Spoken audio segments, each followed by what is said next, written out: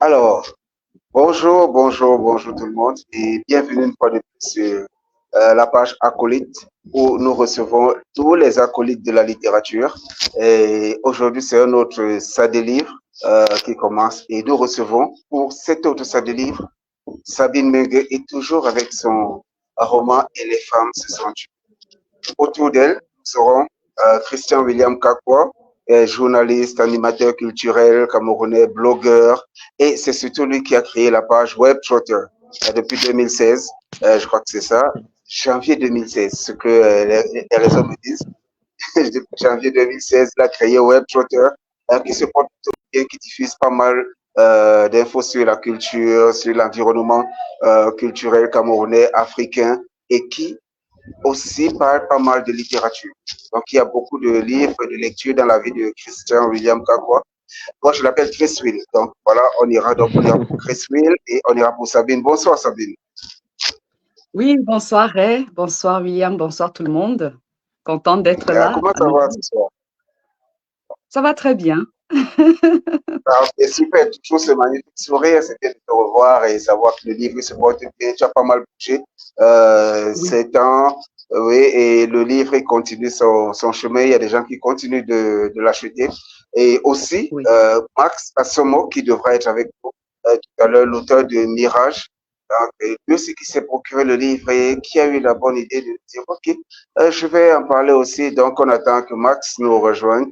Christian William, comment ça va? Je vais très bien, Ray. J'aime bien dire le fantôme qu'on ne voit jamais, seulement quand il y a de la littérature. Si c'est le seul fantôme que quand il faut le voir, parler littérature va apparaître en gros. Là, c'est tout, Ray. Ouais, ça Ray ici. C'est la seule condition pour le voir. Le seul fantôme qui n'apparaît que quand on parle littérature. Très content d'être parmi les acolytes ce soir. Très content d'être surtout là pour le ça des livres de ce jour. Content aussi de rencontrer Sabine pour la première fois, que ce soit en vidéo échange, et surtout content de croiser le verbe parce que c'est de cette manière que j'ai décidé de parler aujourd'hui. J'ai dit que je croise le verbe aujourd'hui avec tous ceux qui seront là, et content de dire aussi avec Ray que WebTrotter, le blog, justement la page, ça marche, peut-être comme on le dit, et ça va si bien que j'ai avec ceux avec qui je travaille, on a propulsé WebTrotter littéraire plutôt aussi, où on va vraiment se spécialiser sur tout ce qui sera littérature uniquement. Bon, c'est pas la publicité, mais je sais que Pauline va me permettre de faire ce petit crochet-là, parce que je sais que la littérature camerounaise le mérite, en tout cas la littérature mondiale aussi. Donc c'est ce crochet, vraiment on est en train de travailler pour propulser la littérature vraiment au sommet. Voilà le travail qui est fait actuellement en Bac Office. Bien sûr, et ça, comme je le dis toujours, c'est ensemble que nous y arriverons parce qu'il y a tellement de choses à faire pour la littérature et la jeunesse doit pouvoir prendre des choses en main, pouvoir créer ces initiatives et surtout les développer pour que cette littérature ne tombe pas. Et parlant de jeunesse, justement, Sabine, pour faire un petit résumé de Et les femmes se sont tues, c'est Afin, un jeune justement, c'est un adolescent à 17 ans camerounais, à Yaoundé, qui apprend que son grand-père a été fait prisonnier politique et il a connu la célèbre prison de Mantoum. Je ne vais pas mettre justement autre chose à côté, mais la célèbre prison de Mantoum. Et là, c'était dans les troupes de la paix indépendance. Donc, Afin va nous entraîner sur des voies que nous allons tous découvrir. Une piste par-ci, une histoire par-là, entre Tobimbida, entre sa femme et surtout les femmes qui se sont mises en mouvement pour qu'une certaine histoire soit écrite. Écrite dans le sens où elle a été vécue, parce que l'histoire même qui a été écrite, les femmes ne sont pas très inscrites. Donc, et là, Afin nous permet de découvrir tout ça. Et il faut donc comprendre cette histoire. Et comme on le dit sur la critique, le dit, c'est pour briser l'omerta qui menace de détruire sa famille. Donc, il y a un silence quelque part qui menace de détruire sa famille. Et ce silence, donc, Chris Will est là pour le briser. Donc, Will va briser ce silence et nous proposer sa lecture à lui aussi. Donc, nous allons directement plonger dans le livre parce que Sabine, une fois, 2 fois, 3 fois, le livre là était amplement présenté, elle a amplement présenté aussi. Donc maintenant, nous allons prendre la lecture de Christian William et l'échange avec Sabine. Voilà, Chris Will, je t'offre Sabine, hein, donc voilà, c'est comme tu veux.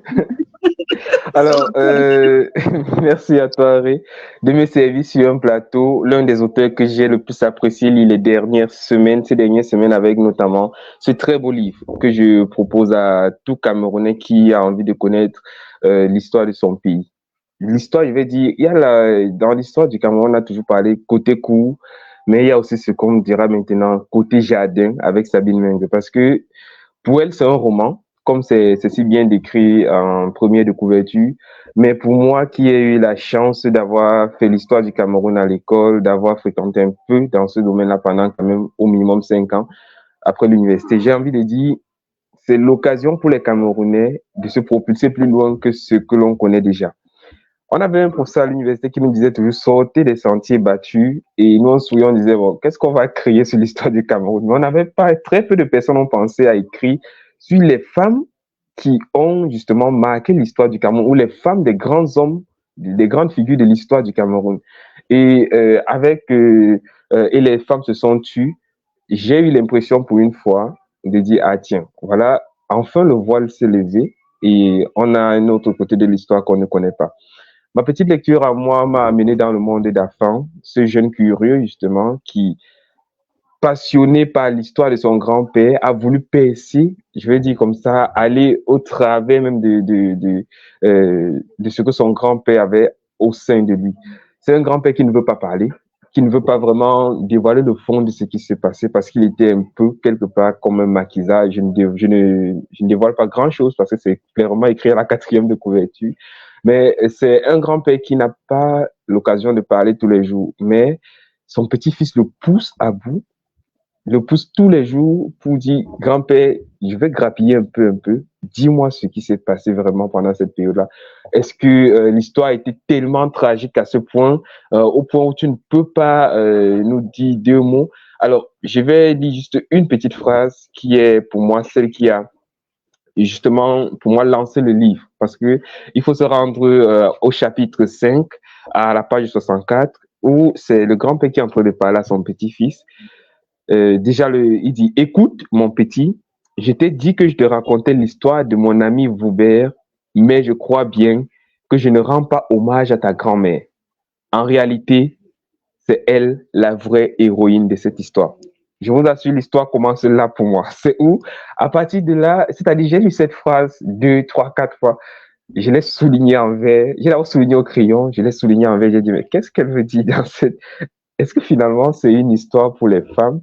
Et je sais qu'au fil peut-être de la conversation, Sabine, je te poserai la question, c'est de comprendre d'où est venue l'inspiration d'abord au niveau de la couverture, mais je vais rester sur l'histoire que je viens de raconter et dire, qu'est-ce qui t'a amené, toi, auteur, à produire un récit historique? C'est en même temps, c'est de la fiction, c'est vrai, mais il y a des faits qui sont datés chronologiquement et qui, vérifiés par moi, sont exacts. Qu'est-ce qui t'a poussé sur ce chemin je vais dire, de l'histoire camerounaise, sur ce côté ignoré pendant très longtemps par les historiens et les romanciers aussi? Oui, merci beaucoup, Chris Will. Je vais t'appeler comme Ray. Merci déjà pour cette introduction. Je vais signer WebTrouter la prochaine fois. Je signe WebTrouter la prochaine fois. Donc, merci beaucoup pour cette... j'aime bien entendre, écouter les gens parler de ce roman parce qu'il ne m'appartient plus et il appartient maintenant à tous les lecteurs. Et je suis très heureuse d'entendre un lecteur parler du roman. Et pour répondre à ta question, qu'est-ce qui m'a emmené? Ce sont parfois des hasards heureux ou malheureux qui nous emmènent sur un chemin. En 2019, je lis un gros bouquin. Je l'ai pris avec moi ici pour vous le montrer. C'est pas de la pub non plus, mais ça vaut la peine. Je l'ai aussi. Voilà, Cameroun, qui a été écrit par des journalistes et historiens. Thomas Deltombe, Jacob Tatitsa, qui est camerounais, et Maurice Domergue. Donc, dans une des pages, je retrouve une mention de centres de rééducation civique qui sont Mantoum, Toléré, etc., Echoliré, Yuko. Et en fait, le mot Mantoum résonne tout de suite dans mon esprit.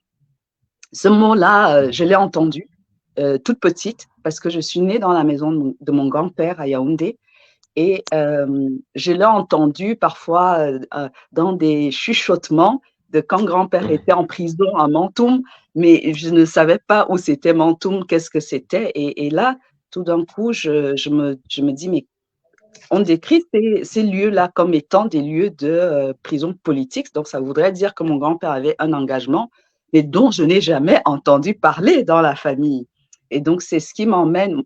Le problème, c'est qu'en 2019, mon grand-père n'existe plus. C'est la chance que, avant lui, là, c'est que son grand-père est encore là pour lui raconter quelque chose. Mon grand-père est décédé en 2015. Et donc, moi, je n'ai pas la source.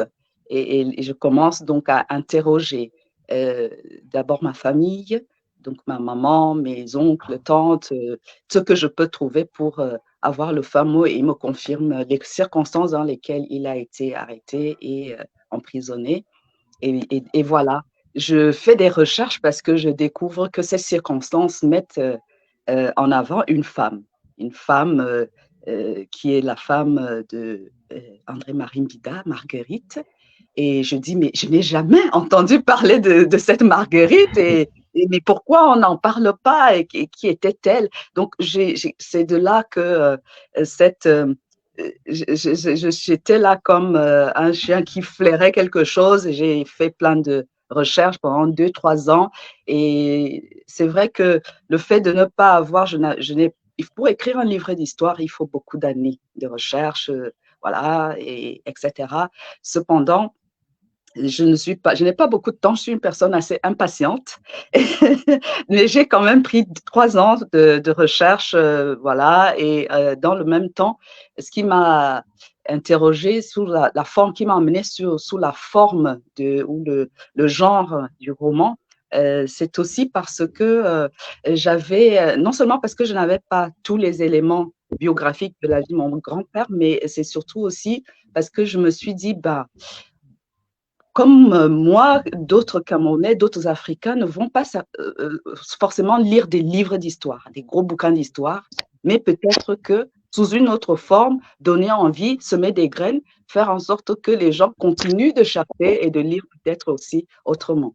Donc voilà ce qui m'a amené à écrire ce roman. Le chemin n'était pas facile. Non. Mais d'accord. Et là, nous accueillons. Et voilà. Bonsoir, Max. Bonsoir, Sabine. Bonsoir Max. Bonsoir, Harry. Alors, comment ça va, Max? Bah, écoute, je vais très bien, surtout lorsqu'il s'agit de parler de livres, pas n'importe lequel. Et les femmes sont tues. Donc, je suis déjà un peu désolé d'accuser quelques minutes de retard, mais je suis avec vous. Ok, super, ça c'est parfait. Je rappelle que Max Asamoah a publié en 2021 Mirage. Mirage, c'est un roman qui raconte aussi, lui aussi c'est un jeune Camerounais tien, lui qui va décider de partir, de quitter son pays natal pour la France. Et là, la critique dit en quête de sécurité et de dignité. C'est surtout ce dernier aspect qui m'intéresse là. Donc, viens, on va quitter le Cameroun. Lui, c'est vrai, je vais chercher la sécurité, mais surtout la dignité. Et ça nous ramène au texte, au roman. Et les femmes se sont tues de Sabine Mengue, à la quête quand Afin va à la quête de son histoire. Et voilà. Donc, cette dignité, Max, quelle est la première lecture que tu fais du roman? Nous avons eu l'avis de Christian, le premier propos de Christian de Chris Will tout à l'heure.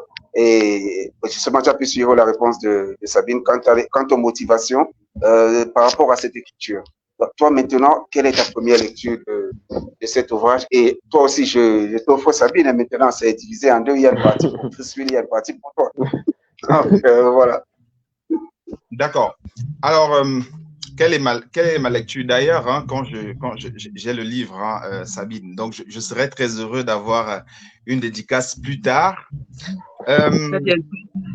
Alors, quand je suis tombé sur le livre, je t'avoue que tout de suite, c'est la première de couverture qui m'a intéressé. Je me suis dit, bon, on parle de l'histoire du Cameroun, c'est quelque chose qui me façonne. Et je suis un peu dans une posture où je pense fermement que la connaissance de la culture, la connaissance de notre histoire va faire en sorte qu'on puisse décoller. Et quand je parle de notre histoire, je parle aussi peut-être de cette histoire-là méconnue, c'est-à-dire qu'on ignore. Et quand je me suis dit, bah, en fait, je ne suis pas le seul qui m'intéresse à l'histoire du Cameroun. Il y en a qui m'ont dévancé et qui ont écrit là-dessus. Donc, j'ai couru à rue de Tracy où effectivement la jeune dame m'a vendu ce livre. Et si je dois dire quelque chose en quelques mots, je dirais que c'est, en un seul mot, c'est un livre, c'est un roman salé-sucré. Salé parce que quelque part, je me perds un peu, peut-être par rapport à mes attentes, et sucré parce que en même temps je me perds, en même temps je me retrouve. Donc, je ne sais pas comment le modérateur a programmé, du moins l'échange, mais je serais très heureux d'échanger sur pas mal de choses avec toi. Donc la question est à toi, Max. C'est toi, enfin, il y a Sabine qui est là, elle n'attend que ta question. D'accord. Dans ce cas, je vais embrayer tout de suite. Là, je ne sais pas si William avait déjà posé cette question qui me tenait à cœur. Je voulais savoir, quand je tombe sur la première de couverture, tout de suite, je vois quelque part un roman qu'on pourrait qualifier de féministe, du titre, un roman par rapport à l'histoire, écologique parce que j'ai vu effectivement que vous en parlez dans le livre, politique parce qu'effectivement on parle de ces années de braise du Cameroun. Et la question que je me pose est comment est-ce que, Sabine, toi, tu qualifies ce roman? J'avoue que dans le monde de la littérature, effectivement, on classe les livres par genre grande famille. Et pour ne pas brouiller l'information, je qualifie de roman historique. Mais effectivement, il y a une histoire d'amour, il y a une histoire politique, il y a des sujets sociaux, il y a des sujets culturels, voilà, des sujets d'engagement écologique, etc. Ça brasse un petit peu, ça embrasse en fait la vie d'une personne. Et c'est aussi cette perspective que j'ai choisie, de raconter la vie d'une personne, la vie d'une famille. Et donc, forcément, cette famille, elle vit dans un contexte qui est un contexte socio-économique spécifique, avec un environnement spécifique et qui vit dans son présent et peut-être aussi qui se pose des questions sur l'avenir de... Voilà, c'est vraiment la vie courante. On ne peut pas séparer l'amour de la politique, l'environnement, etc. Donc, ça embrasse la vie d'une personne, d'une vie, d'une famille, pardon. D'accord.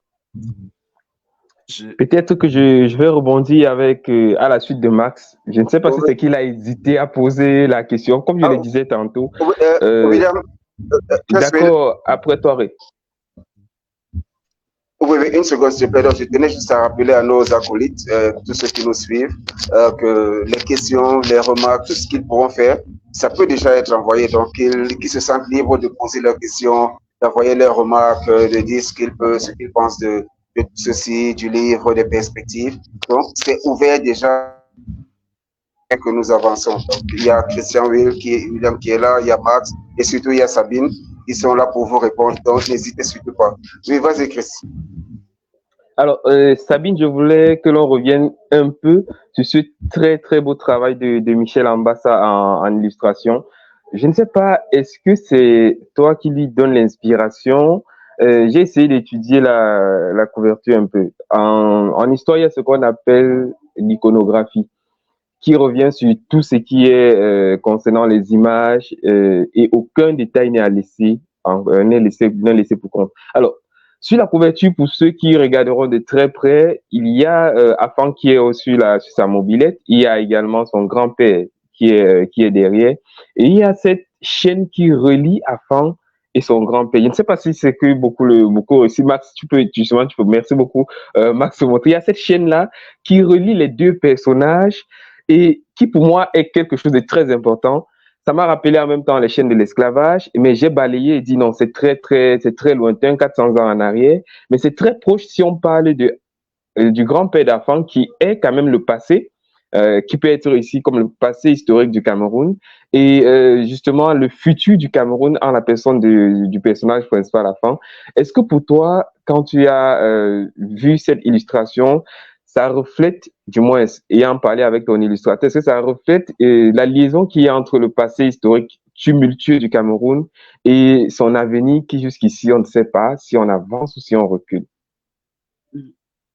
Et là, on est sur un seul aspect de la couverture. On n'a pas étudié toute la couverture parce qu'il y a encore le soleil à étudier, le point de la femme fermée, il y a encore tant de choses. Là, on est que sur un seul aspect de la couverture. La couverture en elle seule, c'est toute. Je vous assure, on fait tout un débat sur la couverture avant de faire les premières pages. Alors, j'ai les défauts je ne sais pas si ce sont des qualités. Je suis une personne très visuelle.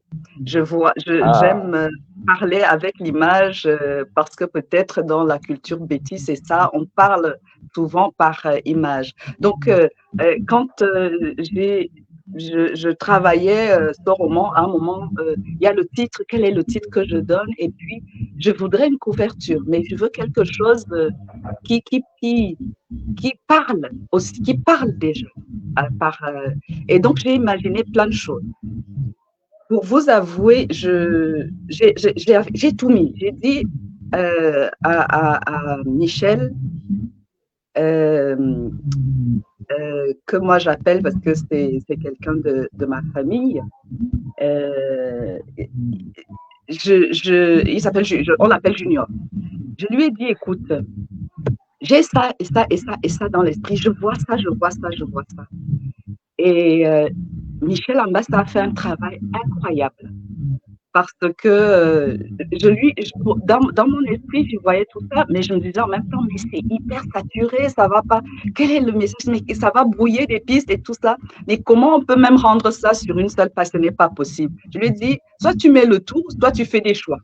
Alors, il a fait le choix de mettre tout ce que je lui avais dit. On a juste réajusté et à la fin, moi j'ai validé. Voilà, en définitive. Alors, pour revenir à ce détail, il n'est pas très apparent. En tout cas, il ne frappe pas à l'œil tout de suite. Et je suis contente que tu l'aies vu. Pour moi, ici, cette chaîne, elle est polysémique. On a toujours des sens qu'on peut, voilà, des interprétations que l'on peut avoir. C'est effectivement en même temps le rappel des chaînes de la prison, puisque le grand-père était en prison, donc il y a une part négative d'interprétation qu'on pourrait avoir ici, mais aussi, surtout ce que je souhaitais, c'est effectivement de montrer que le futur où l'aujourd'hui et le futur sont liés au passé et représentés donc par le grand-père. Nous ne pouvons pas avancer dans notre histoire, on ne peut pas avancer dans la réflexion de comment construire notre pays ou notre avenir sans penser avec A et penser avec E notre passé. Donc, c'était très important pour moi de créer ça parce que c'est aussi, comme je le disais peut-être dans une autre interview, j'aimerais que ce livre soit l'occasion et le prétexte d'échanges intergénérationnels. Quelque chose qui, j'ai l'impression, a tendance à disparaître dans nos sociétés aujourd'hui en Afrique parce que autrefois les grands-pères étaient avec nous ils vivaient avec nous, on les gardait et ils pouvaient transmettre quelque chose. Aujourd'hui, ça commence un tout petit peu à disparaître et pourtant, c'est essentiel qu'il y ait des transmissions et que on puisse, l'histoire ne puisse pas disparaître justement comme ça sans qu'on en ait, on en ait le sens ou voilà. Je ne sais pas si je Voilà réponds qui est à bien ta envoyé. question. Oui, c'est très bien envoyé. En fait, je voulais Ok. juste une confirmation. Ouais, ça, c'est- Parce que c'est fouillé. Oui, vas-y, Will, vas-y, Will. Ok, si tu... ok, d'accord. Par rapport à cette confirmation, je crois que nous l'avons bien eu. Et maintenant, j'aimerais un peu te voir, toi, Max, toi, l'écrivain aussi. Ce côté salé, tu as parlé du côté salé, du côté sucré. Et j'aimerais que que tu reviennes un peu sur le côté salé de cette écriture, cette proposition qui a été faite par Sabine dans son livre. Et là, c'est le regard maintenant de l'écrivain, lui que je sollicite aussi par rapport à ce point. Donc, ton côté salé, bah, on aimerait bien savoir plus. D'accord. Disons que le côté salé, c'est d'abord au niveau du choix du langage. C'est-à-dire que j'ai eu l'impression que quand je lisais le roman, la lecture, en fait, le langage était monotone. C'est-à-dire que je ne sentais pas la différence quand on parle, quand Afan, bon, c'est vrai, Afan, il a une manière spéciale de parler, mais beaucoup plus les grands-pères. C'est-à-dire que je n'ai pas senti la différence entre, par exemple, le passage de Mokoko ou de Papa Ella ou de Ange ou de Bodo même, ou du grand-père Bodo. J'ai senti qu'on était un peu... Il n'y avait pas d'éthique des grands-parents où j'ai voulu voyager comme au village où je devais retrouver une expression propre à cette génération-là, quelque chose qui pouvait distinguer cette génération-là de la nouvelle. Je n'ai pas retrouvé cela. Et aussi, bon, dans ma tête, je vois le roman commence par Afan, qui est un jeune gars, en fait, qui vit à Ekounou. Donc, tout de suite, donc je m'attends vraiment à voir un jeune, donc un étudiant qui va me ramener à Ekounou. À Ekounou, rien que par le langage, rien que par la manière d'être. Mais là, j'étais un peu perdu par ce langage occidental que j'ai un peu retrouvé dans Afan où bon, déjà, on parle de scooter, on parle de transitor dans un contexte où j'ai envie de dire, bon, au Cameroun, les Camerounais du terre, ça, ce sont des expressions, hein, Sabine, je partage aussi avec toi, ce sont des expressions que j'ai apprises sur place, effectivement, qui m'ont manqué pour que je puisse effectivement voyager, que je puisse effectivement me retrouver avec nous quelque part là-dedans. Voilà. Donc, il y a ce côté-là que qui m'a un peu manqué quelque part dans l'œuvre. Et ça a un peu créé un regret puisque quelque part, je me suis un peu posé des questions sur Afan. Bon, c'est vrai que sa maman est chef d'entreprise, il a un scooter. Bon, déjà, un garçon qui a un scooter au pays, on les compte du bout des doigts. Il a un langage occidental et en même temps, il veut défendre des valeurs traditionnelles, des valeurs historiques. J'ai un peu eu du mal à accrocher. Voilà. Donc, ça, c'est un peu l'un des points salés. Bon, je comprends, ce sont des choix d'écriture, mais voilà, je voulais partager ça avec l'auteur. Ok, d'accord, Sabine, ça on l'a très bien suivi et c'est vrai que cette remarque elle est déjà arrivée. Et maintenant ton point, c'est vrai, et aussi quand c'est arrivé, très souvent tu ne t'es pas encore exprimé sur la question. Cet aspect donc de Afan qui ne reflète pas le gars du terre, donc ça c'est le gars du coin qui sort de son écono local et tout le reste. Comment s'est opéré ce choix de langage chez toi? Alors, est-ce que alors, il y avait un peu deux volets dans la question de Max. Il y a effectivement pour lui la monotonie du langage, ou alors il est similaire, que ce soit le jeune, des anciens qui parlent avec leur époque, etc. Et puis, il y a l'idée qu'on peut avoir d'un jeune qui habite à Ekounou. Bon. effectivement, dans le roman, je ne sais pas si certains le sentent, parfois il y a des glissements futuristes. Parce que les maisons aussi que je décris, je peux dire pareil qu'elles n'existent pas au Cameroun, c'est un roman et c'est cette liberté, je pense, et c'est ça que j'aime dans l'écriture parce que justement, on peut sortir juste de la réalité plate qu'on connaît pour être ce qu'on a envie d'être. Pour être, si on est une femme, on peut être un homme, si on est un gentil, on peut être méchant, etc. Donc pour moi, c'était aussi cette question de pourquoi on ne se retrouve pas. Il n'y a pas pour moi un choix à opérer entre le moderne et l'ancien, ou alors le futur et le présent. On a à construire un futur, mais qui est enraciné. C'est pour cela qu'on a des deux, pour ça qu'on a un enfant qui peut avoir un scooter, qui a parce qu'il y a déjà des jeunes qui en ont, et que c'est peut-être le futur de l'Afrique, hein, avec tout ce que nous connaissons comme son contexte.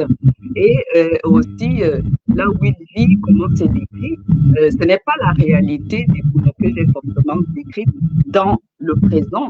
Il y a un peu de présent et peut-être un peu de futur dans cette perspective. Donc, c'est peut-être, moi, je n'avais pas le truc de décrire une réalité qui existe là. J'avais envie de voyager et c'est ce personnage qui m'a emmené et qui m'emmène là où il vient. Je ne peux pas, je n'ai peut-être pas quelque chose à dire après sur les différents niveaux de langage, puisque je n'avais pas envie. C'était de créer des stéréotypes. Je sais que quand peut-être les gens prennent un bouquin, ils veulent avoir pour retrouver certains stéréotypes. Et je pense que le fait que je ne me sens pas appartenir à juste une culture, un pays, etc., fait que je suis de partout. Je peux écrire et j'ai envie d'écrire, je n'en sais rien sur des Mongols avec leur une réalité qui rejoint celle de l'Afrique. Est-ce que en rejoignant la Mongolie et l'Afrique, je vais choisir un langage particulier pour parler d'un personnage que je choisis dans un roman? Je voudrais qu'il puisse être entendu peu importe là où on se trouve. Et je n'ai pas vraiment fait un choix, c'est ce qui est arrivé à moi, voilà, dans ce roman-ci. Peut-être que dans d'autres, vous aurez d'autres écrits qui vous parleront autrement. Ré a déjà dit certains, donc peut-être que vous retrouverez aussi ce que vous recherchez dans mon roman. Tout à fait. Hein. Peut-être je voulais embrayer là-dessus, puisque en tant qu'auteur, je comprends très bien ces choix. Et la question qui m'est venue en esprit, c'est-à-dire après cette réflexion-là, c'était comment est-ce que quelle est la place du langage dans la transmission? C'est-à-dire comment est-ce que avec ces choix que tu as fait, comment est-ce que tu arrives à aller vers l'objectif, vers le but qui est quelque part de partager cette réalité-là qui est propre à nous, c'est-à-dire quand je parle là de l'histoire, même l'histoire du grand-père d'Afan, enfin, de la grand-mère et du grand-père d'Afan. C'est-à-dire quelque part, est-ce que le langage a une place pour toi dans ce schéma de transmission-là? Absolument. Je ne sais pas si c'est la tautologie de poser cette question à une africaine de tradition orale. De ce on est des deux traditions finalement, on le sait avec les recherches, hein, écrites et orales aussi. Donc, le langage ou la parole est effectivement pour moi un élément important de la transmission. On peut transmettre effectivement par l'art, on a eu beaucoup de transmission par l'écriture, par le dessin, mais le langage est celui qui véhicule aussi une imagerie, des valeurs. Et c'est pour cela là que je ne sais pas si on le saisit à la lecture du texte, mais j'avais parfois l'impression que même si les choses sont écrites dans une certaine forme littéraire, on retrouve quand même l'imagerie de la culture qui est derrière. Donc, le langage pour moi il ouvre à énormément à l'imaginaire, effectivement, à l'aspect culturel, parce qu'il y a peut-être parfois dans les proverbes, les dictons, etc., tout un monde qui nous dit quelque chose de nous et de notre culture. Donc, oui, la parole est importante. Je pense que j'aurais peut-être une question, si tu permets, pour embrayer justement sur ce que Sabine vient de Oui, dire vas-y, et poursuivre dans le sens de Max. Est-ce que justement, tu évoques le fait qu'il y ait le langage qui peut ne pas être, qui a été un choix. Mais est-ce que pour ceux qui diront, pourquoi est-ce que parlant des femmes qui ont été vraiment back-office du combat qui a été celui des nationalistes, pourquoi avoir fait le choix seulement de quelques nationalistes qui sont dans la région du centre? Pourquoi pas être allé un peu plus loin, vu que le roman se situe en même temps entre le roman historique et il a même quelque part une valeur d'essai. Pour ce qui est d'un essai, est-ce que tu n'aurais pas poussé beaucoup plus loin? Là, c'est l'un des manquements pour moi. Peut-être c'est aussi un choix, peut-être qu'on va s'attendre à un tome 2. Pourquoi pas? C'est-à-dire, pourquoi n'avoir pas poussé un peu plus loin et ne pas rester seulement sur l'histoire de Marguerite? Peut-être parce que certains diront, peut-être comme elle est de la zone FAN, elle a voulu se concentrer uniquement sur les nationalistes de cette zone-là. Mais au Cameroun, c'est des nationalistes venant de partout. Il y a des noms qui peuvent être cités du Grand Nord jusqu'au Grand Sud, sans s'arrêter sur les autres, sans freiner sur les autres régions. Pourquoi cette focalisation-là? Alors, est-ce qu'il y a une focalisation d'ailleurs sur une femme? Il n'y a pas de focalisation sur les figures politiques. Pour moi, c'était raconter l'histoire de gens ordinaires. Une famille ordinaire qui a fait le choix de suivre un chemin ou un leader politique lambda, voilà, et celui-ci, et pas un autre. Effectivement, on aurait pu raconter parallèlement l'histoire de la famille Bodo et l'histoire d'une autre famille dans une autre partie du pays dans le même temps. Mais c'était mon esprit un petit peu très synthétique et très pédagogique. Je suis aussi de famille d'enseignants aussi. Pédagogique, c'était de présenter quelque chose qui est simple et qui peut faire comprendre que ce soit aux jeunes, parce que j'avoue que je pensais beaucoup aux jeunes en écrivant ce roman, que ce soit aussi à des grands-mères.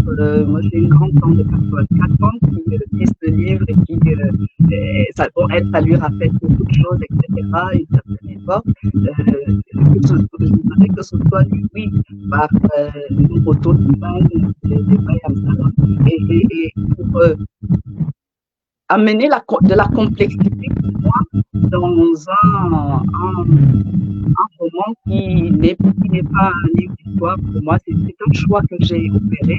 Effectivement, peut-être qu'on pourrait décliner des histoires ordinaires de familles ordinaires dans plusieurs parties du pays. Et peut-être que ce n'est pas à moi de le faire aussi. Si ce roman peut inspirer et emmener d'autres auteurs, d'autres jeunes même, parce que moi je suis aussi dans un middle age, et qu'il y ait d'autres, que ça inspire les jeunes d'aller chercher dans les différentes régions du pays, peu importe d'où l'on est. Je ne veux pas dévoiler d'autres choses, d'autres déclics qui arrivent, mais qui concernent aussi d'autres femmes dans d'autres régions du pays. Donc, pour l'instant, c'était là-dessus, parce que c'était l'histoire qui était... Pardon Sabine, pourquoi avoir fait le choix d'utiliser des dates qui sont vraies? Pardon. pourquoi avoir fait le choix d'utiliser des dates qui, pour la plupart, sont complètement vraies et qui n'ont pas, je vais dire, des dates qui sont complètement vraies et qui auraient pu être, je vais dire, masquées. Et on a l'impression que l'histoire, quelque part, n'est pas si, je vais pas dire fausse, l'histoire n'est pas si inventée que ça, que c'est une histoire vécue, quelque part. On peut se placer de différents angles dans le roman. On peut effectivement se placer comme historien et se dire voilà, c'est un livre qui apporte des éléments de compréhension de l'histoire. Et c'est ce que, effectivement, dans comme je disais, dans l'inspiration, ce qui m'a poussé à écrire ça, c'est la découverte d'une histoire avec des faits et des dates. Ensuite, la partie romancée, on va dire, pour moi, était ce qui apporte aussi, ça permet la distance, de prendre aussi une distance avec le fait historique et qui t'emmène, parce que finalement, nous, on n'a pas vécu, on n'a pas vécu réellement, mais on se laisse emporter dans cet imaginaire de comment ça a pu être vécu à ce moment-là par ces personnes. Donc, c'est un choix parce que c'est pour ça que quelque part je disais à Max que je qualifie ce livre, je classe dans le genre roman historique avec le choix de la partie historique, ce sont des dates précises et la partie roman, c'est l'histoire qui est racontée. D'accord. Très bien, Max. J'aimerais rebondir, je vais revenir vers toi maintenant parce que Sabine parle beaucoup de choix, elle parle beaucoup de cet intérêt pour l'histoire. Toi qui es très porté sur les questions de migration, autant dans l'écriture que dans la vie, parce que tu t'intéresses beaucoup à certaines de ces causes et je rappelle aussi que tu es chargé de développement local. Donc maintenant, dis-moi, quand tu lis Et les femmes se sont tues, la migration que Afan va entreprendre dans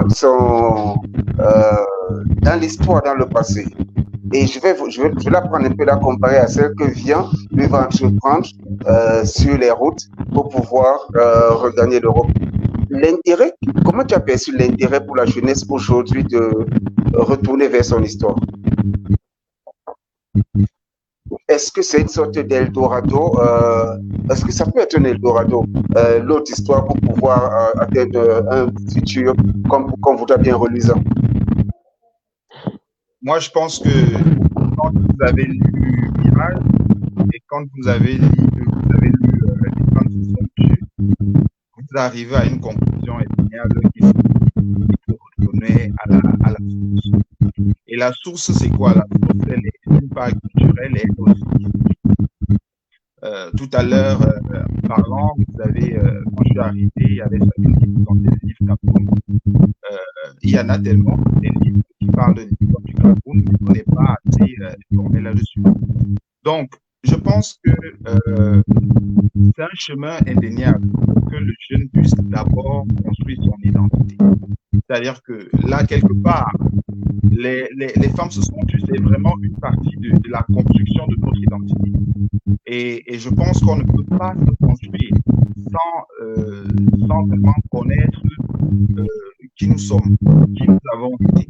Parce que c'est tout l'enjeu. Pour comprendre qui nous sommes, il faut savoir qui nous avons été, par quoi nous sommes passés. Vous voyez, par exemple, aujourd'hui, on parle de certaines réalités que les jeunes, par exemple, plus jeunes que moi, vont trouver banales. Le droit de vote, par exemple. Mais avant, on vous fait comprendre qu'il y a eu des milliers de morts pour avoir ce droit-là. Donc, je pense que quelque part, là où je me retrouve avec Sabine, c'est effectivement qu'il y a vraiment cet appel à la jeunesse-là à retourner vers ces racines-là et à puiser vers effectivement les personnes ressources qui existent encore, dans le cas du grand-père Paul.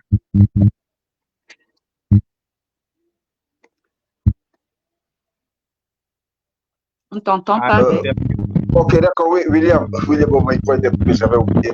William, la question d'histoire maintenant et les choix qui se sont opérés, qui se sont vus, est-ce que cette histoire, tu la placerais? Oui, tout à l'heure, tu parlais de l'histoire qui n'est pas si fictive que ça, qui a une bonne dose de réalité parce qu'il y a des dates qui peuvent être retracées, des événements qui peuvent être retracés. Cet alliage donc qui a été fait, en quoi, selon toi, toi qui as étudié certains aspects de notre histoire, contribue-t-il à construire de façon objective et efficace l'histoire, même déjà pour un jeune qui veut l'entreprendre? L'alliage des deux, histoire et fiction, comment ça va dans la tête d'un jeune? Est-ce qu'on est fatigué? Tu as suggéré des essais, oui, mais est-ce que dans le cadre d'un essai, tu trouves que on aurait pu recevoir la même chose? Ou alors peut-être tu trouves qu'on reçoit moins dans le roman. Est-ce que c'est pas plus adapté maintenant d'avoir ce roman historique plutôt que l'essai? Est-ce que les jeunes iront facilement vers ce type de texte? Si Sabine en avait proposé un. Je pense que Sabine, si elle avait proposé un essai ou si elle s'était lancée sur le chemin plutôt pour présenter son travail, ses recherches, le fruit de ses recherches de 3 années, comme plutôt une sorte de livre historique, elle serait venue dans un chantier qui a déjà été foulé par pas mal d'autres personnes. Notamment, il y a des thèses qui ont été écrites à l'Université Yaoundé 1 relativement au sujet des femmes il y a les femmes pendant la traite négrière, les femmes pendant la colonisation, les femmes pendant le maquis. Mais l'avantage d'avoir un livre qui est à moins de 300 pages sur une thèse qui a près de 700 pages, c'est tout résumé et tu as les dates clés, tu as les événements clés et surtout les faits majeurs. Quand Sabine évoque, par exemple, quand elle va évoquer la prison de Tchouliré, ce n'est pas un mensonge. La prison de Tchouliré existe encore jusqu'à aujourd'hui. Quand elle va évoquer la prison de Mantoum, ce sont toutes des prisons qui existent où justement il y a eu des nationalistes qui ont eu à y être. Jusqu'à même encore sous l'ère du président Amadou Ahidjo, il y avait certaines personnes qui étaient envoyées à la prison de Tchouliré. Donc, c'est pour dire clairement que il y a des travaux qui ont été faits aussi au Cameroun, notamment dans l'histoire des prisons au Cameroun. Il y a même d'ailleurs un promotionnaire qui travaillait sur une partie de sa thèse entre les parlementaires dans le travail des parlementaires qui a été fait dans les prisons au Cameroun, Herman Baoken. Et je vais dire simplement que c'est ce genre de travail que les jeunes historiens devraient consulter. Pourquoi? On a généralement qu'on le dise ou qu'on ne se cache pas, qu'on ne se voile pas le visage, on a une tendance, avec la venue des téléphones portables, à voir des jeunes qui lisent de moins en moins. Lisent déjà un livre qui est, je vais dire un livre de divertissement ou bien juste un livre pour s'amuser. C'est compliqué, mais s'il faut encore lire tout un essai ou un livre scientifique, c'est 2 fois plus compliqué. Donc, vous imaginez le travail qui est abattu par Sabine et même Max d'ailleurs avec son livre Mirage, c'est celui-là de montrer qu'il y a des faits historiques qui peuvent être à la portée de tous. Pour une femme, par exemple, qui est mais qui prend le livre, qui a envie de le découvrir, en ce moment, elle ne va pas voir uniquement le côté, elle va pas voir le volet histoire elle va pas voir le côté histoire. Or, les dates qui sont à l'intérieur du livre sont vraies. Il n'y a aucune date qui est fausse dans le livre de Sabine. C'est ça que j'ai dit quelque part, c'est vraiment un mince voile qui sépare la réalité de sa fiction à elle. C'est vraiment un très mince voile et on sent un livre qui a été vraiment, elle a fouillé d'un bout à l'autre pour ce qui est des dates. Et les événements peuvent se recouper aussi naturellement maintenant pour ceux des personnes qui s'amuseront à être du côté des recherches en histoire du Cameroun. Parce que le travail fait sur les femmes pendant le nationalisme n'est pas vraiment celui qui est le plus vendu. Vous verrez, il y a des livres, vous avez évoqué des livres, mais vous verrez très peu de ces livres, de ces travaux qui sont mis à la disposition de tout le monde. Il faut être en école doctorale pour tomber dans des bibliothèques qui vont te proposer l'histoire du Cameroun sous cet angle-là. Il faut être vraiment très grand curieux pour aller sur Internet, taper les femmes pendant l'histoire des nationalistes au Cameroun et trouver quelque chose même d'abord parce que ces travaux, c'est difficile de les trouver en ligne. Alors, mettre à la portée de tout le monde je vais dire, la quintessence de ce qui peut aider déjà à mieux pousser le travail. Moi, je trouve que c'est pas mal, c'est bien vendu et si c'est qu'il fallait faire, il le refait, je dirais à Sabine, fais le tome 2. J'insiste dessus. Et cette fois-là, peut-être que ce ne soit plus seulement un roman historique, mais qu'elle pousse encore plus loin. En fait, ma curiosité sera satisfaite en tout cas, qu'elle pousse plus loin et qu'elle propose aux jeunes.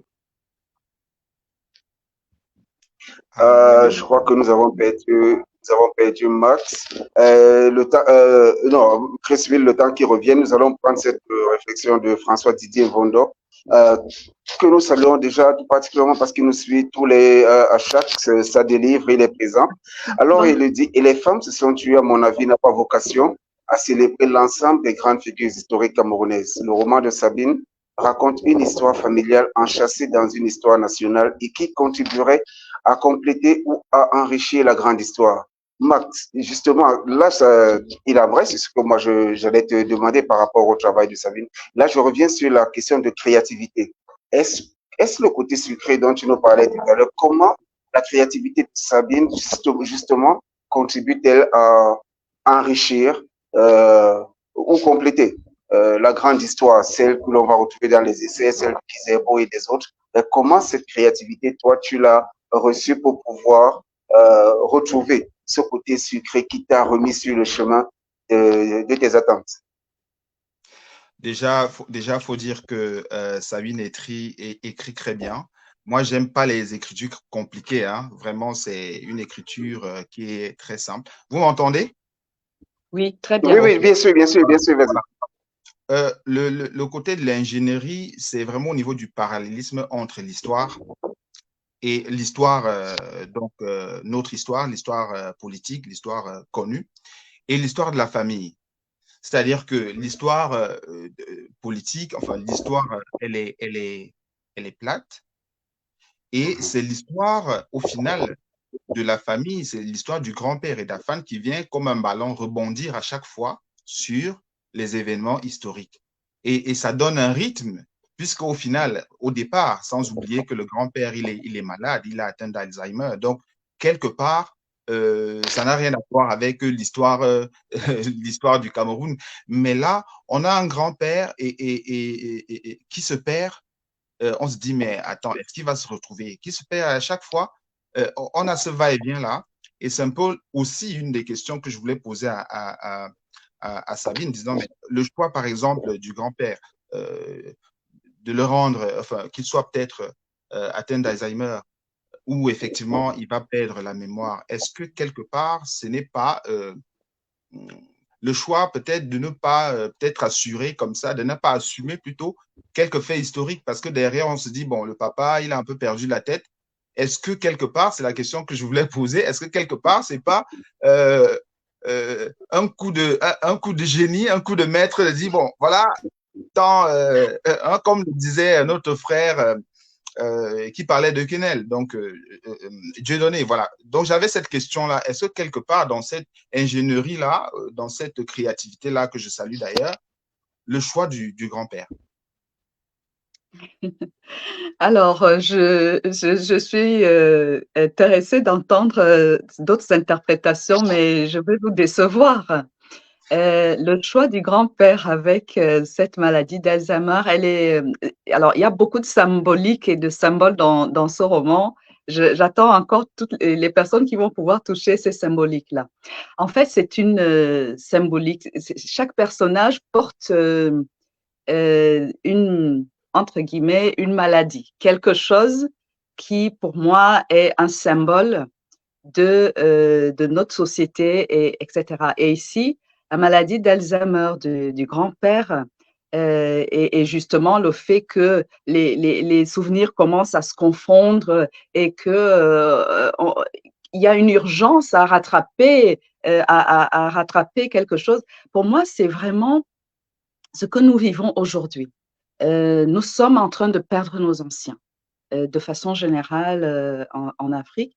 Même s'il y a des écrits, parfois on remonte à trop longtemps dans l'histoire pour commencer à se dire qu'il faudrait qu'on consigne cela par écrit.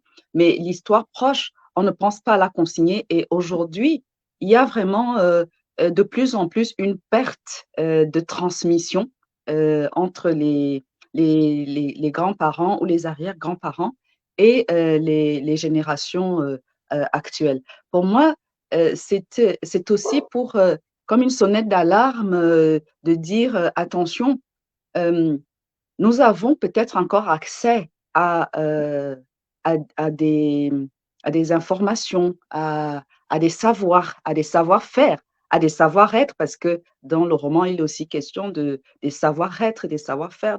Et on a peut-être encore cela à portée de main, où voilà, on peut encore se retourner, mais qu'il y a une urgence, parce que ça se perd, comme le grand-père perd sa mémoire. Oui, peut-être avant de donner la parole à Ray, effectivement, il y a cette question-là qui m'a également interpellé parce que ici dans le roman, on a l'impression, enfin, tant mieux pour Afan parce qu'il a son grand-père, il a ses grands-parents quelque part, mais c'est pas le cas de la majorité au Cameroun où les grands-pères vivent au village avec ce que nous connaissons du village, c'est-à-dire le village, c'est le refuge de la sorcellerie. Parfois même, ces grands-pères-là sont indexés de sorciers, sont taxés de tout ce que d'être même incarné le mal quelque part. Par rapport à cette image-là que nos anciens malheureusement portent, comment est-ce que vous, je ne sais pas si vous avez réfléchi à cette question, comment est-ce que la jeunesse peut recréer le lien avec cette chaîne-là, cette chaîne qui effectivement lie les deux générations, avec le contexte, bien entendu, dont je viens de parler.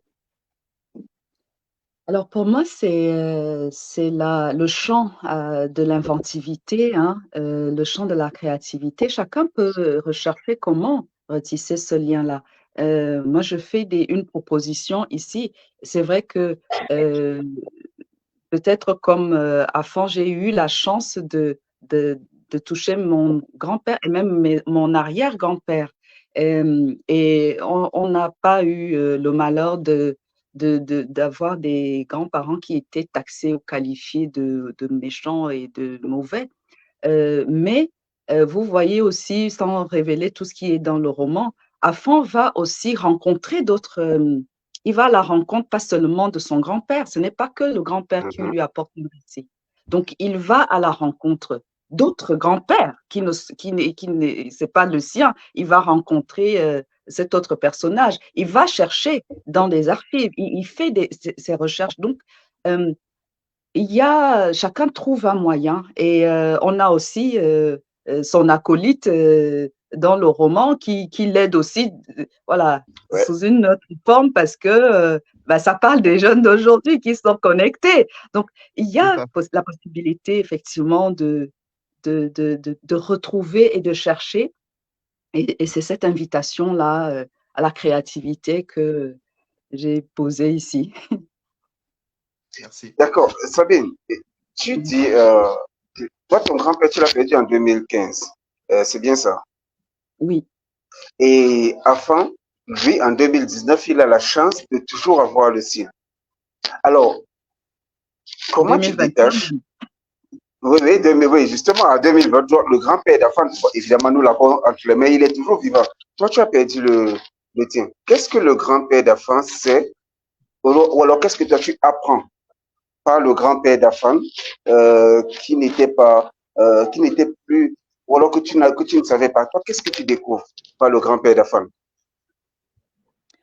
Alors, par le grand-père d'Afan et d'autres, parce que justement dans les recherches, j'ai trouvé d'autres grands-pères qui ont vécu l'époque de la mienne et qui pouvaient, mais ça c'était des témoignages que j'ai parfois puisés dans des sources, d'autres sources qui, elles, avaient pu interviewer des gens. J'apprends tout un, tout un monde, c'est-à-dire il y a le vécu de la vie quotidienne. Ça m'a demandé effectivement des recherches et j'ai interrogé beaucoup de personnes. À chaque fois, je demandais, mais est-ce qu'il y avait la radio à l'époque? Est-ce qu'il y avait ceci à l'époque? Comment était la ville à l'époque? Comment c'était ceci? Donc, le grand-père d'Afan m'a amené à comprendre dans quel monde il vivait, quelles étaient ses contraintes, ses enjeux, ses intérêts, et puis sa grand-mère aussi, qu'est-ce qui faisait leur vie et comment est-ce que, comment dire cela? Il y a des choses sur lesquelles moi je me qualifie souvent d'impatiente, d'autres personnes disent que je ne le suis pas, mais il y a des choses aujourd'hui qui nous emmènent dans une accélération du temps parce qu'on veut tout savoir, tout avoir tout de suite. Et Afan est aussi obligé de suivre un rythme qui ne dépend pas de lui, mais qui dépend du grand-père. Donc, il apprend, il acquiert des savoirs, il acquiert des savoir-être. Et il acquiert aussi, voilà, c'est vraiment dans cette construction d'identité, comme Max le disait, on se construit avec notre histoire, nos racines, et quand on sait d'où l'on vient, on se positionne autrement dans la vie et on peut parler à un vis-à-vis de façon droite et droite dans ses bottes et enracinée et étant fier parce qu'on sait d'où l'on vient. Donc, c'est vraiment ce que ce grand-père permet à ce jeune et c'est la jeunesse africaine dans sa globalité aussi dont je parle ici. C'est que nous avons cette histoire qui est la nôtre, avec ses blessures, mais avec ses combats et avec ses valeurs et avec savoir d'où l'on vient nous permet nous-mêmes de nous positionner par rapport au présent et par rapport à l'avenir et par rapport aussi à ceux qui nous posent la question, parce que elle arrive souvent. Toi, qui es-tu? D'où viens-tu? Qui es-tu? Et c'est important. Justement, c'est très important, aussi important que notre avenir très proche là, qui nous dit que bientôt nous allons nous quitter. Mais nous prenons cette question de François-Didier Vondor. Max, je commence par toi. Penses-tu que l'œuvre littéraire ou la littérature, de façon générale, peut aider à tisser le lien dont parle Max à ce moment? Oui, cette chaîne, est-ce qu'on peut se reconnecter effectivement grâce à la littérature? Et aussi, si chacun peut introduire le comment, je crois que ça va nous permettre d'avancer un peu. C'est l'un des moyens de se reconnecter, puisque la littérature, quelque part, c'est un miroir. C'est un miroir qui nous renvoie. Et donc, parfois, quand vous regardez sur la glace, vous allez voir peut-être que le cheveu n'est pas où il faudrait qu'il soit, peut-être que la coiffure n'est pas, ou peut-être qu'il faudrait mettre un peu de maquillage.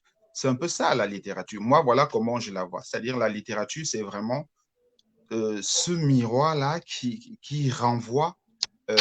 nous renvoie la société. C'est-à-dire que c'est vraiment, on la voit, on nous voit au travers de la littérature. Et en lisant, effectivement, on se rend compte, par exemple, là, on se rend compte, quand vous m'avez demandé le comment, on se rend compte que dans l'œuvre, c'est la course du temps. Et d'ailleurs, je comprends même pourquoi voilà, donc la moto, et vous avez vraiment l'histoire de vitesse là, c'est la course. Donc, il faut effectivement, quand vous avez par exemple lu une œuvre comme ça, bon, si vous avez votre grand-père, là, ça vous réquestionne.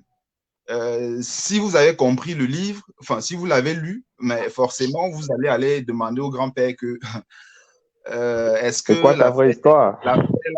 Donc, il y a vraiment ce rôle-là. Et même le rapport même que vous allez avoir avec cette génération-là. Sabine l'a dit tout à l'heure, ne s'est pas uniquement intéressé, ne s'est pas uniquement focalisé sur son grand-père pour avoir les réponses à ces questions. Donc, c'est aussi, j'ai envie de dire, cette curiosité-là que la littérature va déclencher chez chacun de nous pour qu'on puisse effectivement aller se poser des bonnes questions pour avoir les réponses que nous cherchons. D'accord, et ça c'est parfait, se poser les bonnes questions grâce à la littérature. Creswell, cette connexion-là, comment la littérature, elle peut établir, tu étais le premier à nous parler de cette chaîne que tu as remarqué entre les deux, le temps d'aujourd'hui et celui d'avant. Cette préoccupation de François-Didier Vondor, elle revient tout le temps. Comment la littérature peut aider à tisser ce lien de façon générale? Vous savez, de plus en plus, chacun lit ce qui l'intéresse et ça tombe bien que la littérature soit justement la courroie de sauvegarde de tout le monde parce que l'on le veuille ou pas, on lit toujours et on lit forcément ce qui nous intéresse. Et ce serait bien donc que pour les auteurs, que ce soit Max, que ce soit Sabine, que ce soit les autres qui sont en train de venir, qu'ils prennent le chemin des grands auteurs d'avant. Mongo Betty, par exemple, ce genre d'auteurs qui ont toujours eu à montrer la voie vers le retour aux sources africaines. Quand quelqu'un se lance dans la lecture, c'est qu'il recherche un moyen d'évasion. Il faudrait que ce moyen d'évasion lui dise aussi que tu auras beau tourner, mais tu dois atterrir toujours autour de ton continent. Tu dois atterrir toujours d'où tes racines sont, d'où sortent tes racines, d'où sortent tes racines. C'est-à-dire, il ne faudrait pas que l'on s'évade un peu trop et que l'on peut-être oublie notre propre culture à nous. Donc, quelque part, la littérature deviendra donc une sorte de la solution qui va permettre aux uns et aux autres de pouvoir d'abord penser d'eux-mêmes, mais aussi de pouvoir, je vais dire, revenir à tout ce qui a été dit avant par les prédécesseurs. Généralement, on a une tendance à penser qu'on est basé sur une culture de l'oralité, ce qui n'est pas faux, mais cette culture de l'oralité est en train de prendre, de laisser, en fait, elle est obligée de coexister avec la culture aussi de l'écrit, et cette culture de l'écrit est celle qui semble-t-il va un peu être pérenne. Parce que si on n'a pas la chance d'enfant, d'avoir des grands-parents qu'on pourra questionner, qu'est-ce qui va nous rester? Peut-être leurs mémoires qui ont été écrits. Et il faudrait que ces mémoires qui ont été écrites soient lues et transcendées, justement. Parce qu'on a besoin de voir des jeunes qui pourront arrêter la main de leur petit frère et dire, ah ben tiens, sache que quand grand-père vivait et que toi tu n'étais pas encore né, voici ce qui était à l'époque. Voici la vérité. Et ça permettra quelque part de ne pas laisser que l'histoire soit éternellement écrite par ceux qui ont gagné la guerre. Voilà ce que je pense. Et sera vraiment ma solution proposée.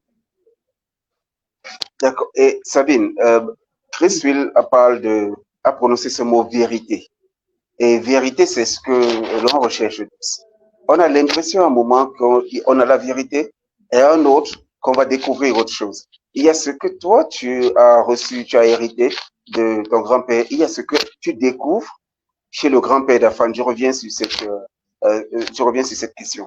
Donc, maintenant, toi qui as écrit ce livre, comment tu te sens, je veux dire, face à l'histoire? Si on prend la définition primaire, qui était l'histoire, c'est la connaissance du passé basée sur les écrits. Ça, on a grandi avec, on a grandi avec cette histoire. Malheureusement.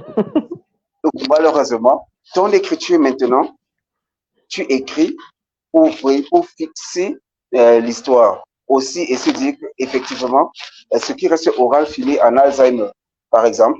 Est-ce que c'est pour ça que, d'une part, tu as choisi d'écrire plutôt que de te risquer à l'oral et avoir un Alzheimer d'histoire quelque part? Alors, je suis une passionnée du livre et c'est vrai que je ne me sens pas toujours concernée quand on dit que les Africains ne lisent pas ou qu'on n'est pas un peuple du livre. Mon grand-père lisait déjà beaucoup. Moi, j'ai commencé à lire.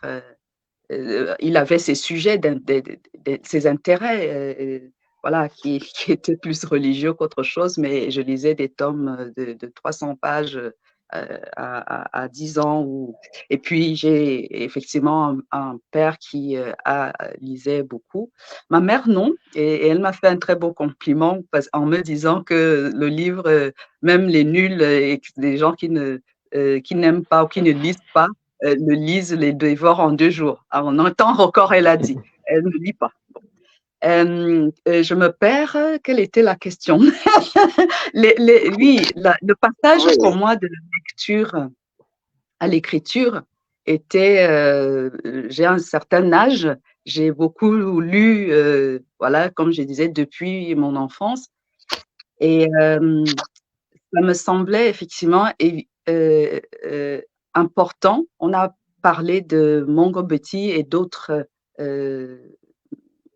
grandes personnalités littéraires qui ont écrit des livres qui nous permettent, nous, aujourd'hui aussi, justement, de retrouver des traces. et de nous ressourcer. Et pour moi, c'était effectivement important de laisser aussi, de mettre quelque chose par écrit. Ce n'est peut-être pas le moyen le plus facile pour communiquer. Aujourd'hui, il y a d'autres formes de communication très courtes, très efficaces, orales, parce que la culture orale, elle est aussi, voilà, on est sur Facebook en train de parler ici.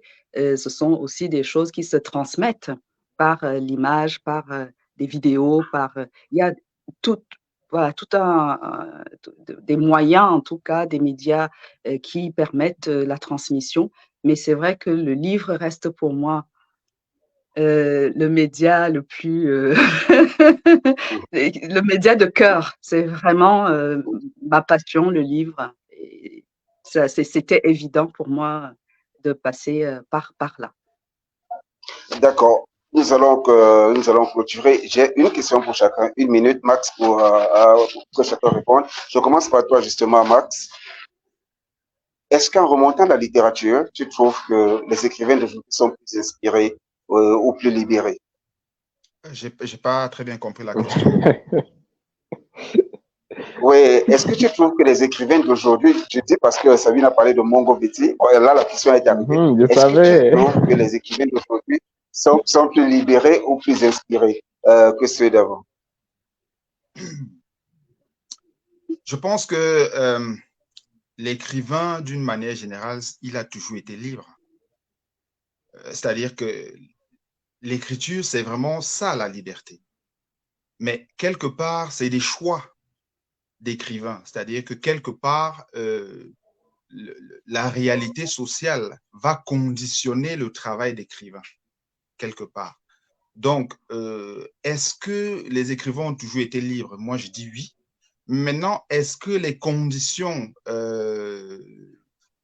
sociales, politiques, économiques ne sont plus les mêmes? Oui. Et donc, quelque part, je pense que le fait que ces conditions-là ne soient plus les mêmes, je dirais que les écrivains de maintenant ont plus ou moins une liberté de dire certaines choses, ou alors pas ont plus ou moins une liberté, ils ont plutôt cette possibilité-là de dire sans craindre moi, je pense qu'un livre comme celui-là, à l'époque de Amadou Ahidjo, je pense que ça ne devrait pas, ça peut être censuré quelque part. Mais là, c'est un livre et on en parle des histoires qui ont été avant.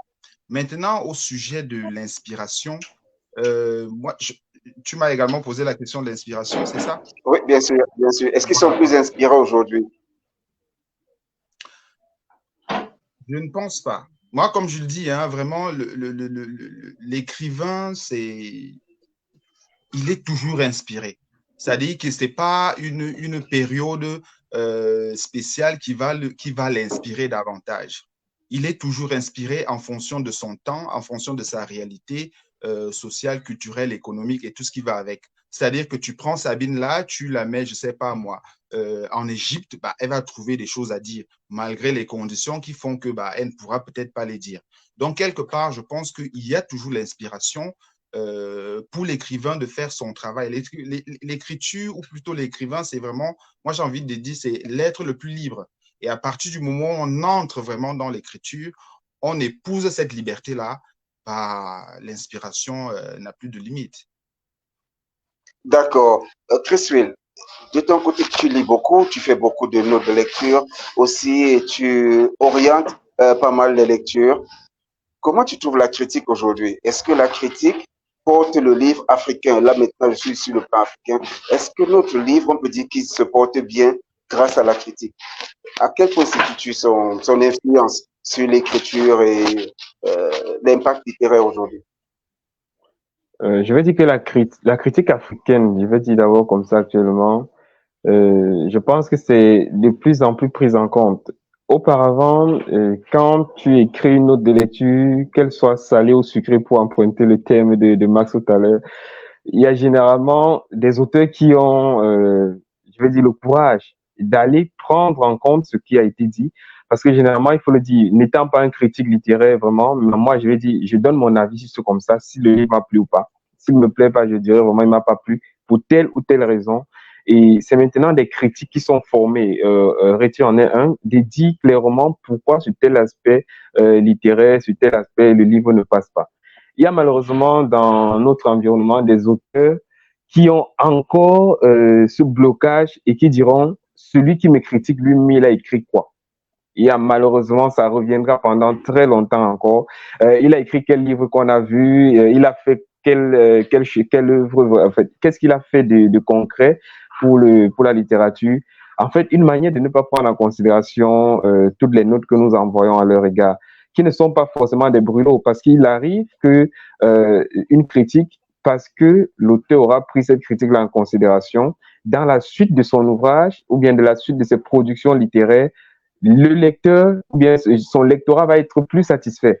Et malheureusement, certains donc, auteurs se bloquent à ce niveau-là, mais on a la chance que de plus en plus, déjà avec des critiques qui sont formés, on est à, je vais dire, à la bonne école, à une école où aussi bien tout l'ensemble des acteurs du livre commence à franchement se compléter en quittant du Cameroun où on a une grande maîtrise et une grande visibilité, mais également à travers le reste de l'Afrique. On a vraiment l'impression que la plupart des acteurs comprennent qu'on a besoin de travailler ensemble. Ce n'est pas un marché où il y a une réelle concurrence, il faut le dire comme ça. C'est un marché tellement ouvert, mais alors ouvert de chez ouvert quand on parle de la question du livre en Afrique. Un marché où chacun peut s'incruster, se faire sa place et de moins en moins il y a la concurrence et plus le livre se porte mieux, plus ceux qui travaillent dans ce secteur-là se porteront mieux. Donc actuellement, mon regard sur ce qui est de la critique africaine et de la critique, je le dis particulièrement pour ce qui est du cas camerounais, est que les choses vont bien. Elles sont en tout cas sur le bon terrain. On ne voit plus des scissions comme c'était le cas par le passé où on a peut-être le camp de Douala, on a le camp de Yaoundé, on a le camp du reste du Cameroun, comme on les appelle. Mais c'est vraiment un ensemble qui devient compact et on voit de plus en plus des acteurs du livre qui profitent. Et c'est aussi la part belle qui est faite de cette manière-là au lectorat parce que quand un livre est mal accueilli, d'abord par ceux qui ont la chance, je vais dire c'est peut-être nous autres qui avons la chance de voir des livres parfois 2 ans avant même qu'ils ne soient sur le marché, des livres peut-être 3 mois avant même qu'ils ne soient distribués au grand public. C'est donc l'occasion de prendre en considération ces petits mots que nous glissons, qu'ils soient positifs ou négatifs, de les prendre en compte. Et je peux vous avouer que ça joue sur le lectorat parce que généralement, il y a des livres qu'on dit, ah, mais ta note de lecture là, je veux avoir le livre. On est obligé de dire non, attends un peu, le livre encore, il n'est pas encore ouvert au grand public. Je sais que c'est un truc qui est courant chez moi. Très bien. Je crois que nous avons 2 avis. Un avis d'auteur, un avis de critique. Et Sabine, maintenant, nous allons conclure avec toi. J'aimerais juste présenter mes excuses aux personnes que j'ai dû bloquer en coulisses parce que malheureusement, plusieurs personnes ont reçu le lien et ont voulu passer en direct, mais le direct, c'est uniquement pour le panel. Donc, j'ai dû bloquer tout mal. Et je retiens plusieurs personnes en coulisses et j'espère que la prochaine fois, ce sera un peu différent. Sabine, maintenant, toi, qui es auteur, nous allons boucler ce des livres très, très inspirants avec toi. Comment tu accueilles, toi, je sais comment la scène littéraire t'accueille, mais comment toi, tu l'accueilles vu que c'est ton premier roman, c'est lui qui t'installe. Là-dedans, tu as eu à faire plusieurs déplacements déjà, tu as eu à faire des festivals. Comment tu accueilles tout cela? Toi, qu'est-ce que ça te dit? Comment ça te marque? J'avoue que c'est une expérience, voilà, tout à fait nouvelle et très enrichissante parce que je ne suis pas qu'auteur, je suis aussi mon propre éditeur parce que ce livre a été auto-édité. Donc, dans le même temps, je suis aussi parfois mon libraire. Donc, je traverse un petit peu, voilà, mais je suis aidée heureusement aussi par la com et par d'autres personnes comme justement acolytes qui me tiennent par la main pour présenter ce livre au monde. c'est une entrée, enfin, moi j'ai beaucoup fréquenté des salons du livre, des festivals de livres en tant que visiteur, en tant que consommateur de livres, grande consommatrice de livres. Et là, je fais l'expérience de l'autre côté. J'appréhendais un petit peu, j'avoue. Déjà, comment est-ce que voilà, ce livre, ce premier livre sera accueilli, mais aussi comment est-ce que je vais pouvoir en parler avec des mots justes. Je balbutie encore, mais je me forme dans le même temps parce que c'est autre chose. Quand on est de soi à soi et qu'on écrit ce qu'on est, ce qui nous habite et ce qu'on a envie de mettre sur papier et l'étape où ce livre naît au monde, il ne nous appartient plus, comme je le disais, il appartient à d'autres. Et dans cette première sortie, je suis très touchée par les retours qui sont faits par rapport à ce livre jusqu'à maintenant.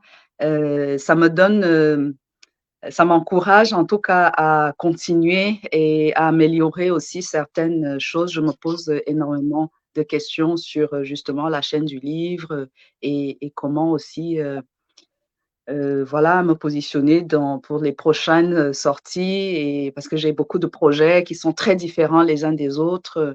Euh, c'est vraiment un cheminement enfin, un chemin qui m'amène à rencontrer aussi maintenant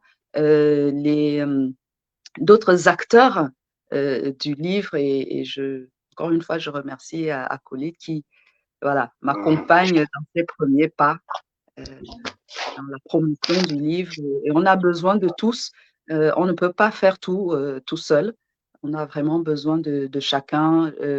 Les critiques comme celle que Chris Will a faite de la lecture de mon livre, ça m'a tellement émue que voilà, j'étais très touchée de voir justement ces regards extérieurs sur ce livre-là.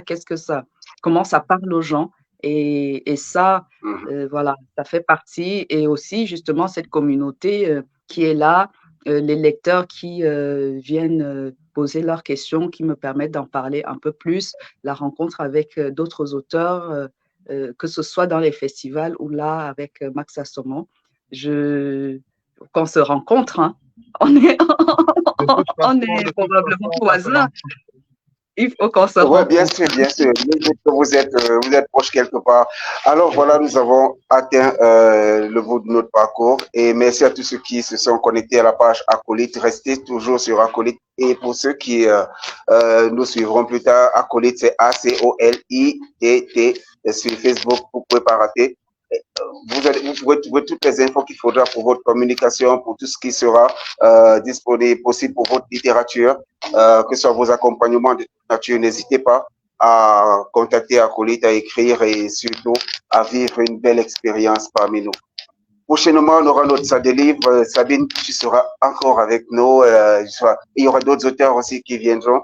Mais le chemin continue. Max, on espère te recevoir. Très bientôt, avoir un bel échange autour de Mirage et de tes autres projets, parce que je sais qu'il y a des projets en cours. Chris Will, toi, tu es vraiment web trotter, tu es camel trotter, tu es ici, tu es là, partout. Mais en tout cas, tu es un book trotter et c'est ce qui nous intéresse le plus. Et ça, vous vous portez bien.